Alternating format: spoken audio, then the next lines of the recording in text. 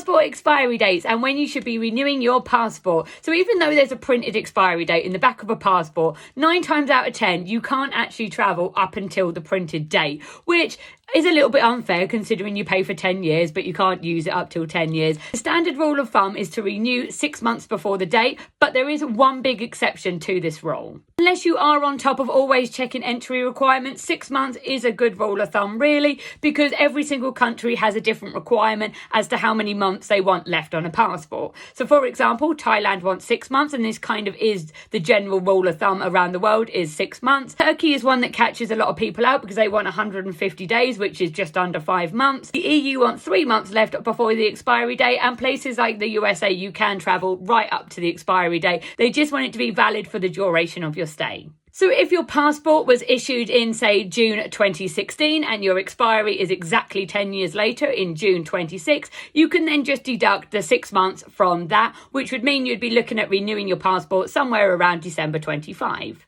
But if you renewed your passport before the 1st of October 2018, your passport may have been issued for longer than 10 years because they used to put any leftover months that you had onto the end of your passport. So, for example, these are my issue and expiry dates of my old passport. And if the 6-month rule of thumb was from this, it would mean I'd have to renew around December 25. But the EU actually have a second requirement where your passport can't be older than 10 years. So, for example, here I can't actually enter the EU past September this year, which would be 3 months before the 6-month rule of thumb. But ironically, I could use this passport to travel to the USA right up until June, but I can't go into Spain after September. So if you have between 1 and 3 months extra, the difference isn't that big. So with the rule of thumb of being 6 months, you wouldn't really notice the difference. But if you have the 4 to 9 months, this could be where you have a problem and you may have to renew it nearly a year before the actual expiry date.